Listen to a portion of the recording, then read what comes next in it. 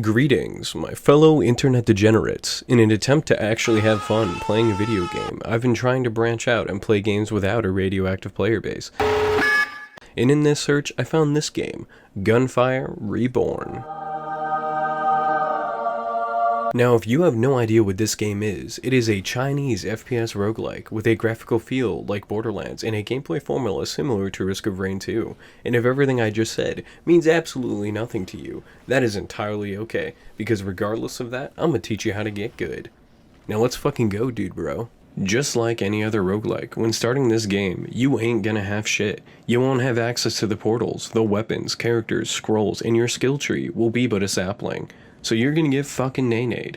But don't let that discourage you, as once you get rolling, you'll be fucking rolling, mate. Now, since this game is an alpha, you only have access to two characters, Puss in Boots and Mr. Peanut Butter, which you unlock at level 30. Each character has a primary skill and unique grenades that they carry. Puss in Boots has equal armor and health, is equipped with an energy orb that does AoE damage and stuns targets, accompanied by smoke grenades to deal corrosive damage and slow targets for a specific duration. When playing the feline, you want to prioritize elemental damage and upgrading your smoke grenades, as when it comes to later in the game, you can do absolutely fucking bonkers damage through elemental upgrades, and your grenades can significantly negate enemy damage while applying elemental effects for bonus damage, and slowing your targets significantly. And if you fully upgrade Hex Smoke, you can negate boss and enemy damage by 70%, while also increasing the damage they take by 40%, mind you, while still applying elemental damage and slowing them significantly, thus ultimately putting them in fucking baby jail. Mr. Peanut Butter has a bit of a different playstyle, as he has the ability to literally fucking titty smack enemies and bosses alike.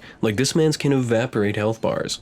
But to go into his stats, he has less armor and more health, also a little bit faster movement speed than Puss in Boots. The dog is equipped with the ability to fucking drive by and frag grenades that knock back enemies and explode on contact. I have found when playing this man's, the defensive tree is the way to go, as with it, you could potentially gain the ability to permanently dual wield. The damage tree is also good as well, as the ability to lucky shot and double damage upgrades increase your ability to absolutely fucking annihilate enemies. Oh, what is a lucky shot, you say? You see, this game has many different types of damage, but a lucky shot is a shot with a random chance to do extra damage and has increased multipliers for higher percentages of it occurring. This graphic I found on the subreddit does a good job of explaining it, and shout out to the guy who did it. And if you are anything like me and enjoy watching flashing colors bounce around the screen at such a rate that your brain cannot calibrate the info that your eyes are receiving, then you are very much going to enjoy this feature of the game. But speaking of damage, let's talk about weapons. There are 3 ammo types in this game: normal, large, and special. Weapons can also have inscriptions, which make them more powerful, but sometimes have drawbacks.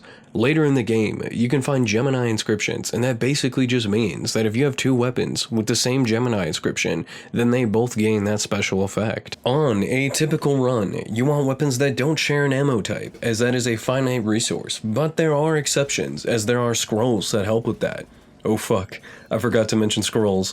Scrolls are bonus effects that you collect throughout the levels, and they function almost like perks. Some of them are good, and some of them are shit. There are 3 biomes, or floors: the temple, the desert, the shore, each of which have 5 stages, and at the 5th stage, being the end stage, you will face the boss of that floor. The boss fights in this game are genuinely really fun, and the enemies are also unique and fun, for the most part, as there are some snake rat motherfuckers. Littered throughout these stages are your merchants, the peddler and the blacksmith. However, they are always located in the room right before a boss. The peddler doesn't have any quirks, though he will occasionally have scrolls for you to buy. However, the blacksmith does. You can only upgrade a weapon twice per stage, and he will also reforge your Gemini inscriptions.